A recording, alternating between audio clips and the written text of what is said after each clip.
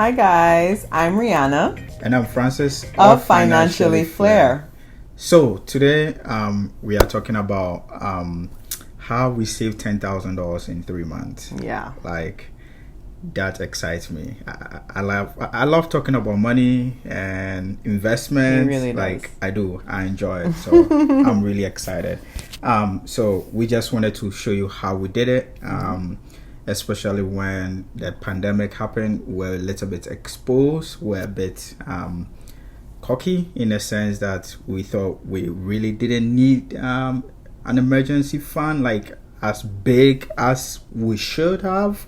Yes. Not that we advise that. We've learned our lessons and we had the resources to be able to do that. So we don't recommend you do what we did, which we can go into more details in another video. But we just want to show you how we did it and why an emergency fund is so much important in your financial plan. And so for us, it was simple. We just had to look over our expenses. If Rihanna, you want to tell us a little bit about that? Yeah, so essentially what happened, everybody says, okay, have an emergency fund. You know, I know popular money hosts talk about having even one like $1,000 emergency fund, things of that nature. You know, we knew the information. We were a little bit unprepared.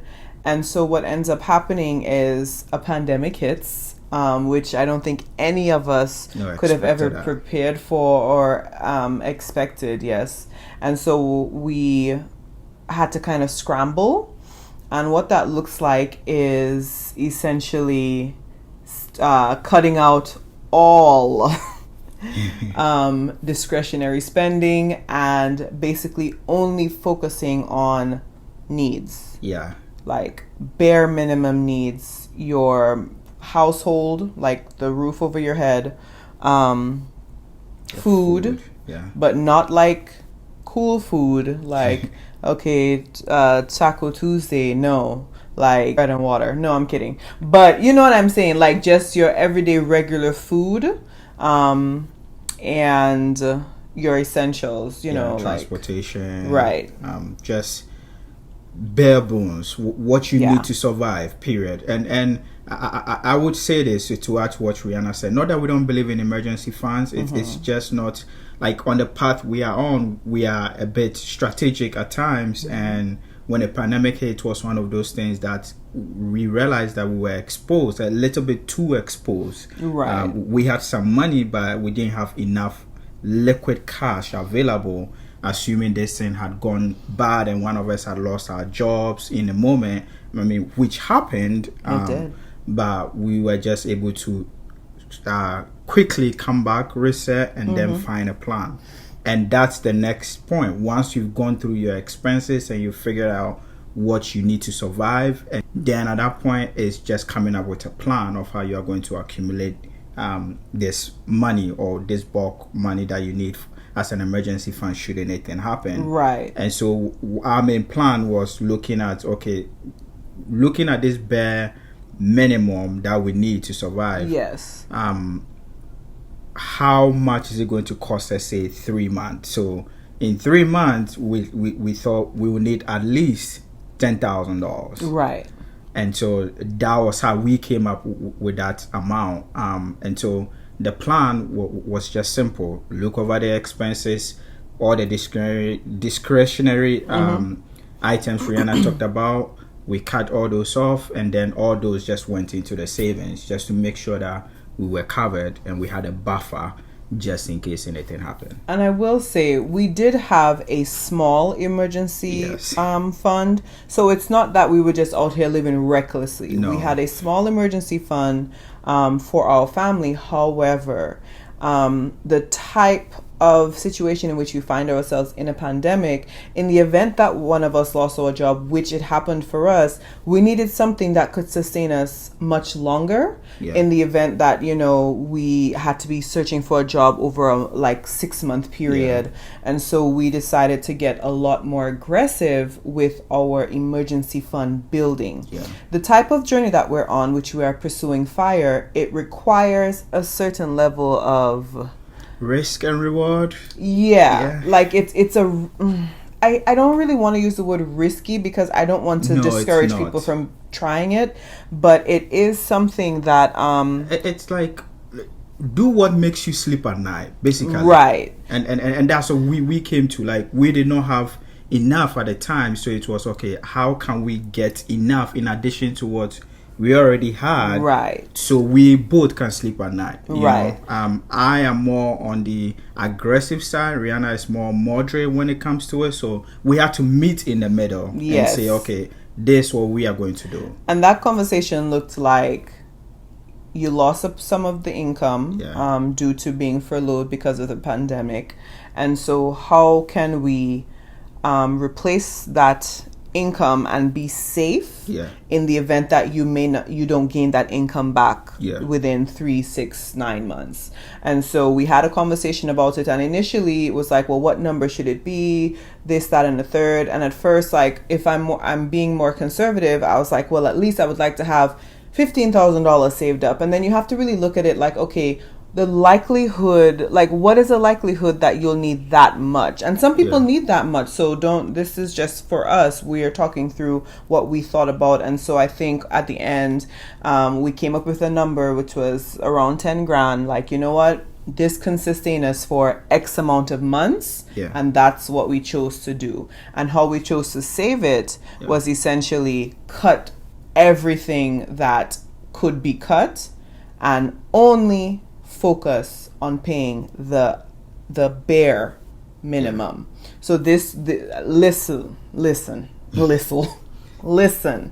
no extra spending. Like, the discipline was on 10. Okay, which is really hard. It wasn't easy, but we made it.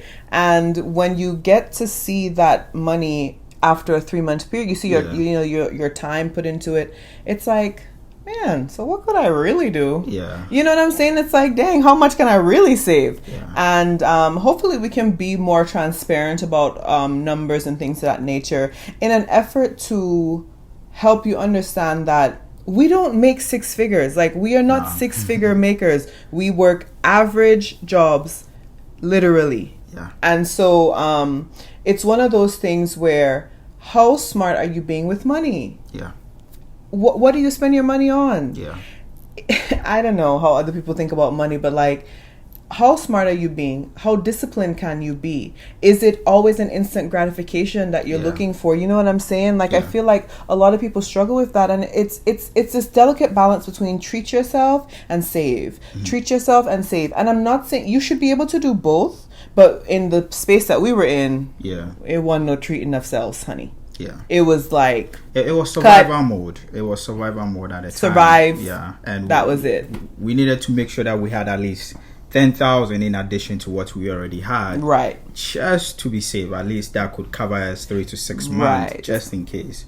But like, since then, even that has changed, and we are still trying to still have some balance in there where we can probably invest some of that, because now we feel like, we have too much cash on hand. So it's just having a conversation, knowing your tolerance level, and when it comes to investments, and that's something we'll get into in the future. But it was just figuring out what made both of us sleep at night and what was comfortable for us. At the end of the day, like Rihanna mentioned, it's all about the discipline. There's no secret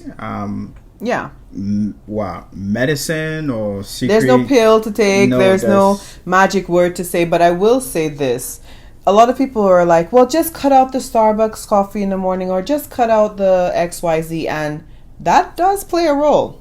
Okay, if you're buying a $4 coffee in the morning every morning on your way to work, it's gonna add up. Especially if you could make the coffee at home. So like, in a period of like that, yes, discretionary spending, like the coffee on the way to work and stuff, is going to be cut for our purposes.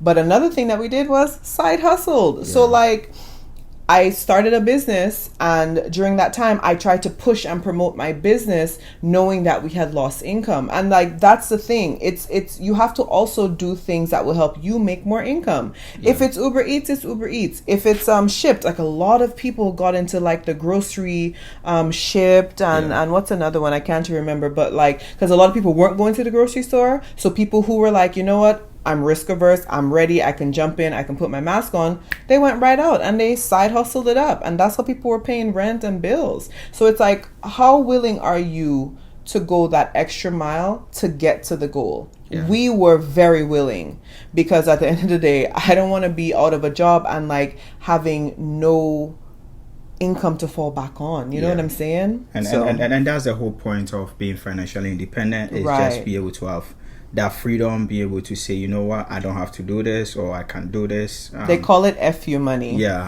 We'll get into that in another episode. But we just wanted to make sure that we were covered. We were a bit too exposed. That's what I'm going to say. Yeah. A little unprepared. Yeah, a little bit unprepared. For the long haul. For the long haul. Which obviously COVID-19 is here to stay for a little longer than we all want. Yeah.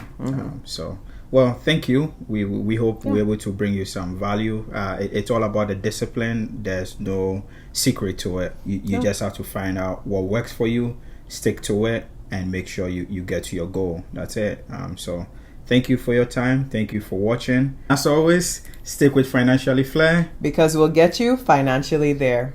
Bye. Guys.